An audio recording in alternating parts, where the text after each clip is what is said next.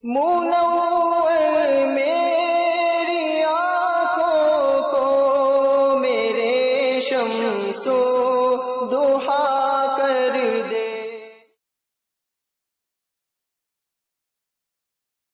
Then another method which is employed is something which is very common amongst peers and some Maulvis also. It's a very common practice and we must be very careful of it. This practice is known as Haaziri. In the subcontinent community, it is a practice which is known as Haaziri. The Birmingham Maulvis, some of them are very prominent in this practice, and this is something we should warn people of. And anyone who is doing this practice, you cannot pray behind it, because he is involving himself with jinn. What they do is they ask for a child to be brought, and you must be very careful of this. They blindfold the child. When they blindfold the child, they recite something. And then the child sees a vision.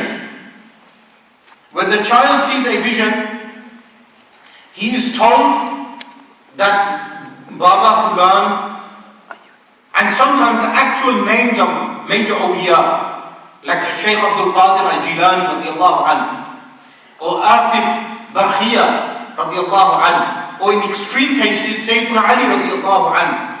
And in some cases even Anbiya alayhi salatu wassalam, they are told that that child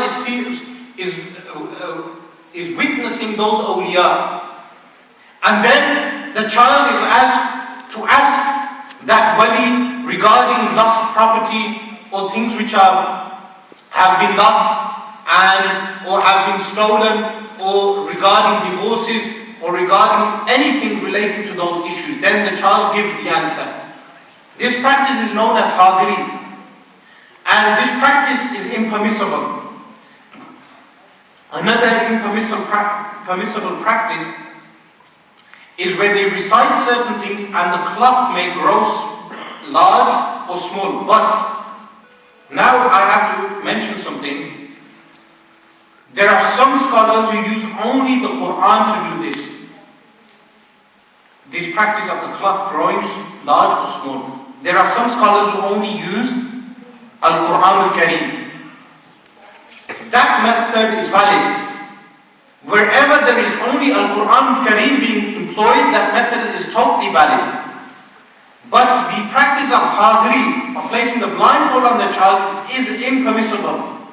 Firstly, this individual is claiming to call the souls of the awliya, and in some cases to call the souls of the Sahaba al-Kiram, the companions of Rasulullah sallallahu alayhi wa sallam. Who is this individual to call Sayyidina Ali radiallahu anhu and ask him? In extreme cases they ask, who stole £500 from my safe? Can you imagine this?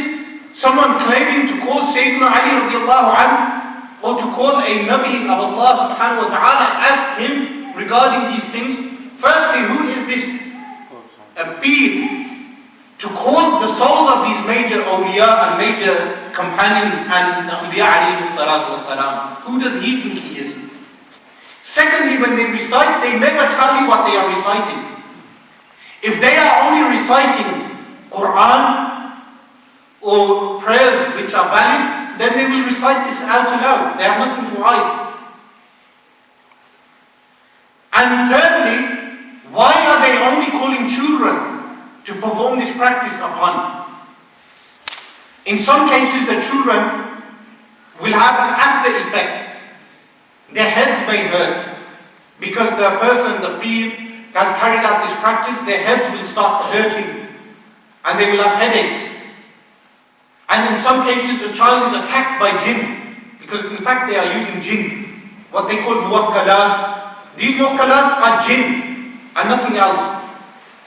And if they are claiming that they are using angels, takhsir al-malaika, that they're using angels, then we would want to know what they are reciting in order to call those angels. What are they reciting? Because this is a practice which they are claiming, and they must prove that this practice is from Al-Quran or from a sunnah, or from the ulama of Islam, from the scholars of Islam,